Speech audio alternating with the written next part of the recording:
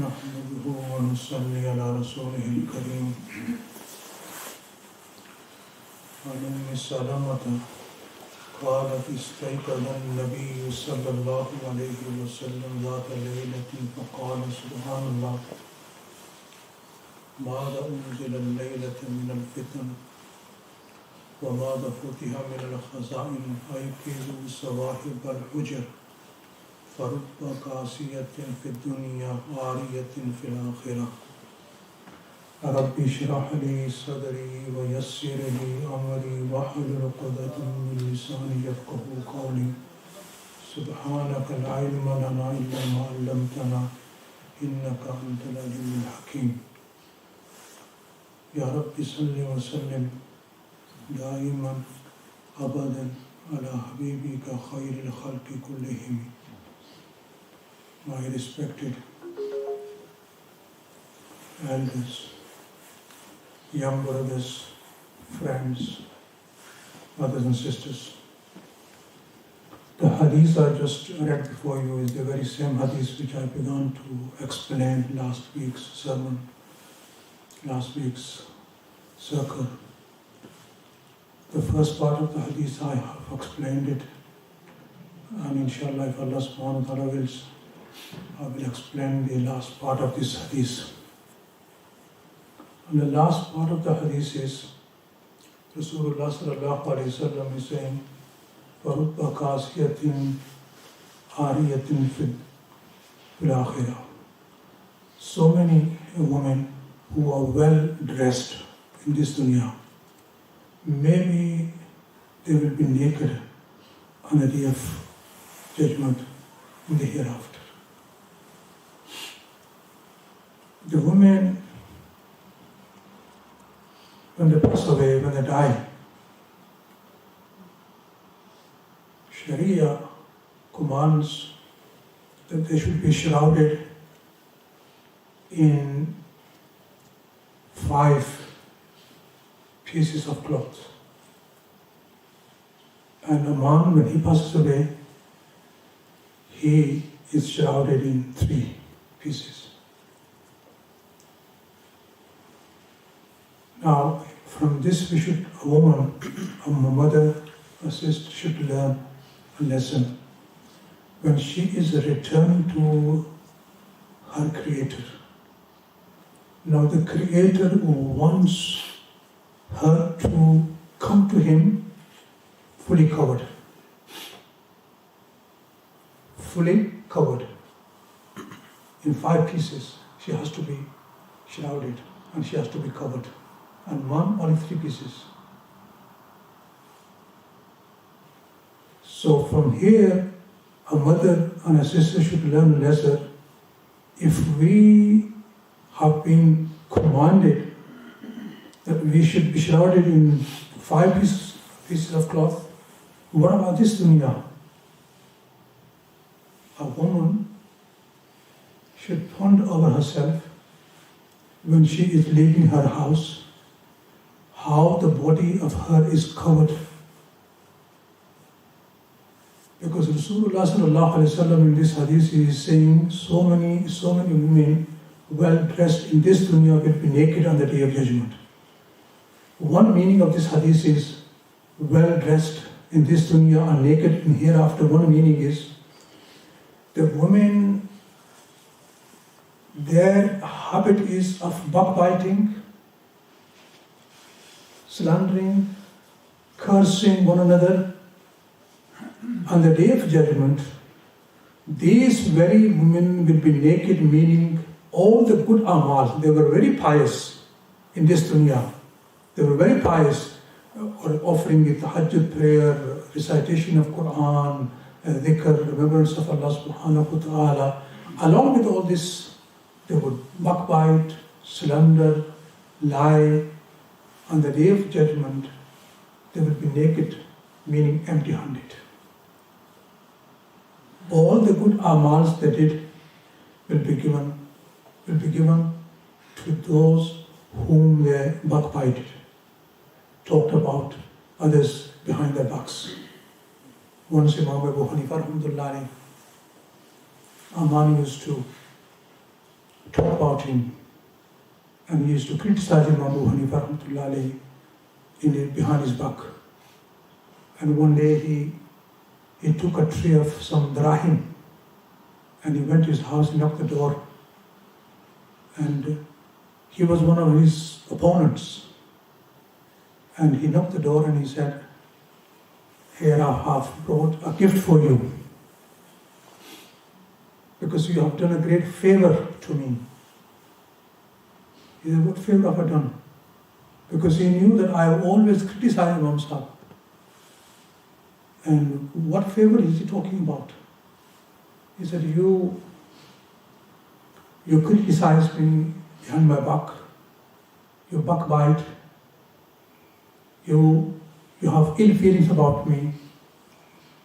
You, in return of all this, you have given me your good deeds. This is a great favor you have done to me.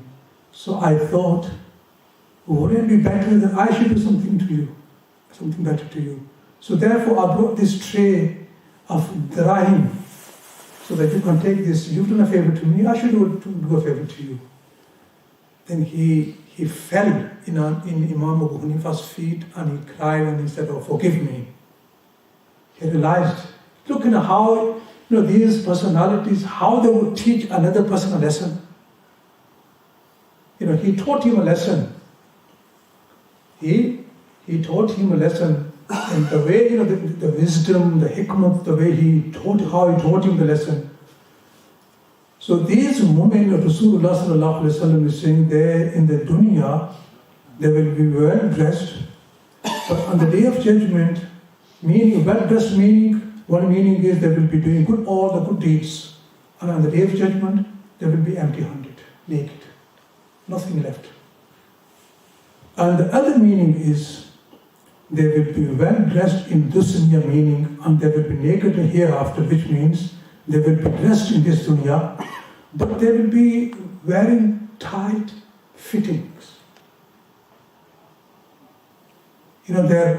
Physically, their body shapes will be visible. And on the day of judgment, Allah subhanahu wa ta'ala will punish them by making them naked. Once Aisha radiallahu ta'ala anha, she said, my sister Asma, she visited our house, and the head covering which she had was very thin.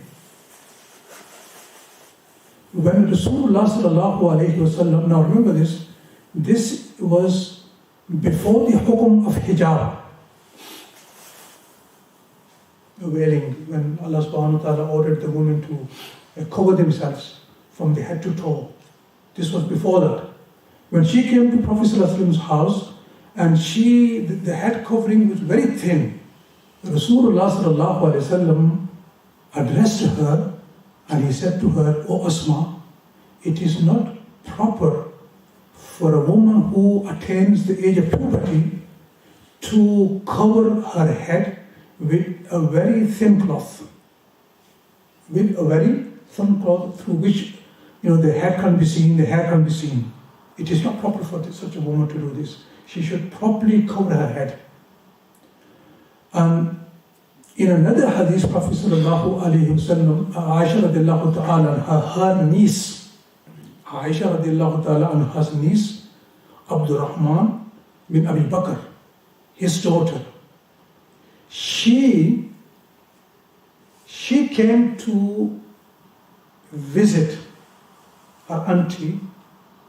She came to visit her auntie, and a similar thing happened, that she had a cloth on her head which was very thin. Aisha radiallahu ta'ala anhu became very furious, and she took it off from her head and she tore it, and she gave her another piece of cloth which was very thick, and she said, "Now place this on your head. Now place this on your head." So my mothers and sisters, you are not free. Meaning that you can wear whatever clothing you wish to wear. You are not free. You have to stay within the boundaries of Sharia. وَمَا كَانَ لِمُؤْمِنٍ وَلَا مُؤْمِنَةٍ إِذَا قَضَى اللَّهُ وَرَسُولُهُ أَمْرًا أَن يَكُونَ لَهُمُ الْخِيَرَةُ. It is not for a believing man and a woman.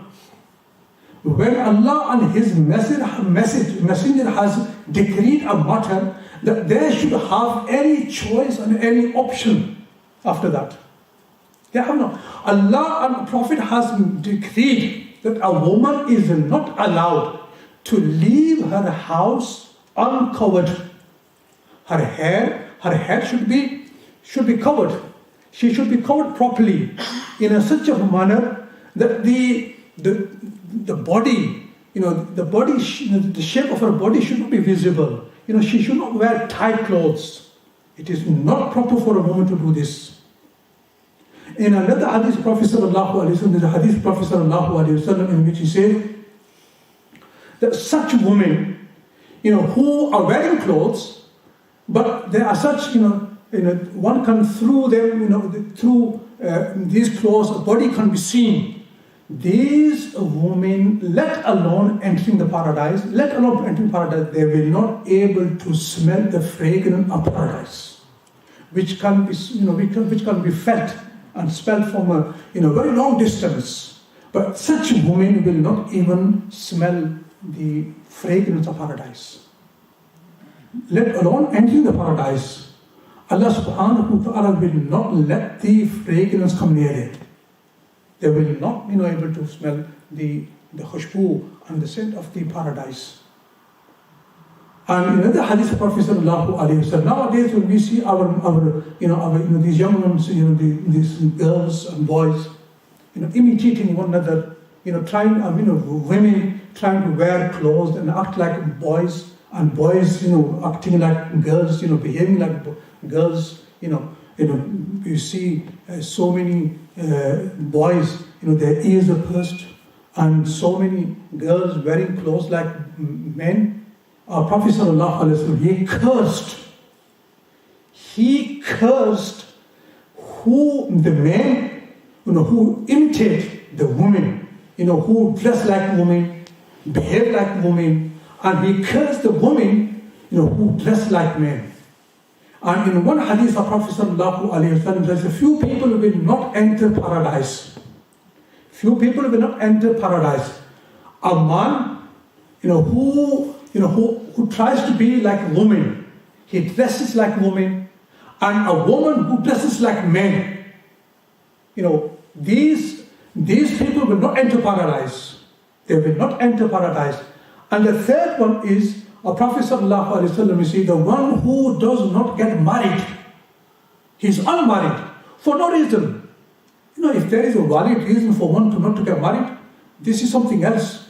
But deliberately avoiding the marriage. Rasulullah sallallahu alaihi wasallam, he said, from amongst Anbiya alayhi salatu wasalam, Hasuran, there was only one who was unmarried, and that was Hazrat Yahya alayhi salam. And he was Hazrat Yahya alayhi salatu wasalam. And the fourth person who will not enter paradise is who sees a blind person. A blind person is walking, and rather than show him the right direction, he shows him the wrong direction. Just playing with him, mocking him. Rasulullah sallallahu alaihi wasallam said, he will not enter paradise. And this is some of our elders, they say, if someone holds the hand of a blind person and walks 40 feet with him, Allah subhanahu wa ta'ala will take this person into paradise. And if you heard of the hadith when Rasulullah sallallahu alaihi wasallam, he said, Allah says that when I have taken a person's most beloved things, which are his eyes, then I make the Jannat wajib, compulsory for him. Because Allah has deprived him from these two ni'mas, eyes. How lucky we are that Allah subhanahu wa ta'ala has given us these eyes to see. How lucky we are, how fortunate we are that Allah has given us these two ni'mas. And yet, we are very unthankful to Allah subhanahu wa ta'ala. We find ourselves day and night complaining. But when we look at the prophets and the elders, they never ever, no matter how many hardships they had to go through, and how many hardships they faced, but you will never find them complaining. We will find complaining? Ourselves. In this day and age, we complain and complain. We never thank Allah subhanahu wa ta'ala. If you ask somebody how you he will say, no, if you ask so many people, so how is your livelihood, everything, you will find him crying. He will never say, I thank Allah subhanahu wa ta'ala, I have everything. I have everything. This man came to one of the saints, and he said, financially, I'm very weak. I don't have anything. And can you give me some, people come to the ulama and the mashayikh, and they ask them, can you tell us any verses of the Quran, any dua that I should read in order to make my finance better? And he said to him, I give you something very, very simple.